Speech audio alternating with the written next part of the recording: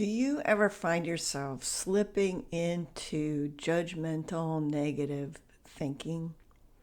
And I don't mean when something's wrong. I don't mean when there's a danger or when someone's crossed a line with you. I mean when everything's okay. And maybe everything's even better than okay.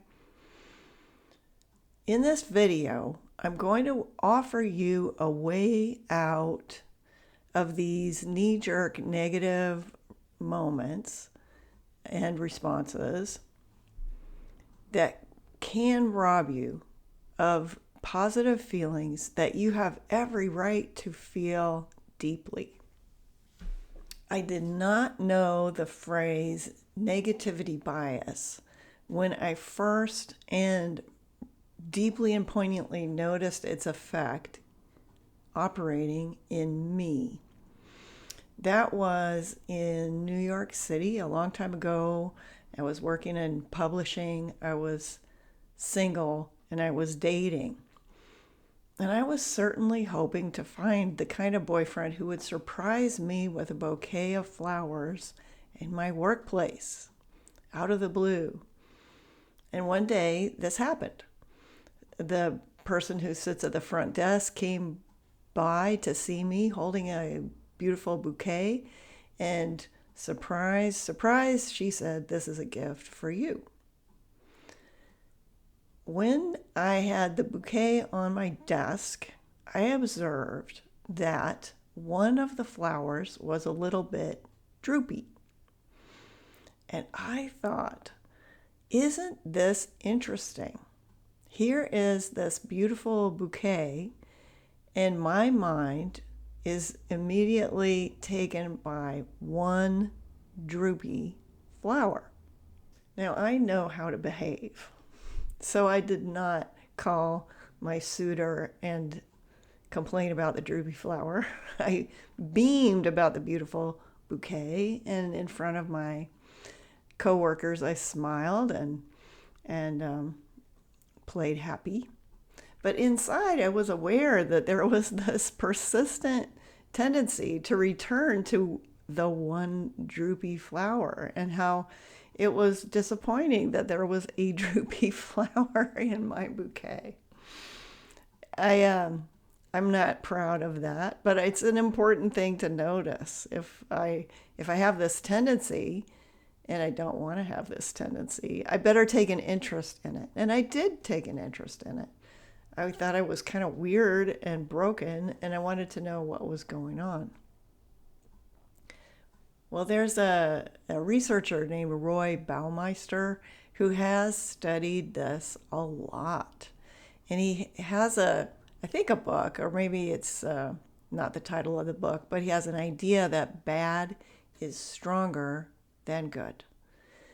And what happens with this idea is that we naturally, it is actually normal to ascribe more importance and more urgency to what is wrong, and to ascribe less importance and less urgency to what is right. So I have learned that my droopy flower focus is normal, and it's normal but not ideal. It's important to notice that when the negativity bias goes unchecked, we pay a very specific price. And that price is that we don't notice and we don't savor the good that is already right there in front of us. Luckily, there is something we can do about this. At first, intentional positivity may feel suspicious. It may feel inauthentic. After all, wasn't my disappointment over the droopy flower how I really felt? Shouldn't I honor and respect my so-called true feelings? Well, I used to really believe in that.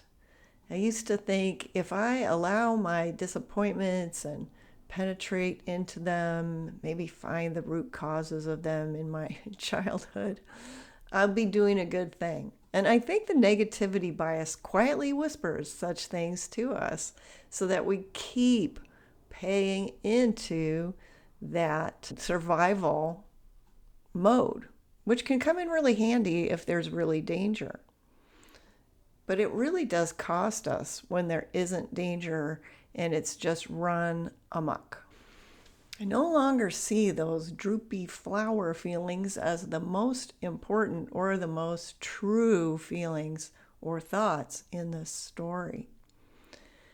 I really value now the moment that I first saw the bouquet, the moment I first learned it was for me, and the real delight I felt. I felt moved by the beautiful, beautiful flowers, the colors, the gift, the thoughtfulness. That one was sincerely there in the first moments of receiving the bouquet. And it just migrated into this knee-jerk fault-finding mission when I spent a little more time looking at it. Something else took over. But I don't think that that thing was more authentic or more truly me. By returning to that initial delight and experience of beauty, I am not denying anything or doing any harm. I'm here right now telling you that I was disappointed by the droopy flower. It has not been denied. But I feel so good when I remember that bouquet first appearing in my doorway and the moment that I learned that it was a gift for me. If I had done that at the time, I simply would have been allowing the positive moment to matter too. And the wonderful gift of holding those positive moments is that they can calm our nervous systems from that survival mode. They can uplift our feelings, and that upliftment can be contagious. Other people feel better around it too. It's really a gift to ourselves and to others.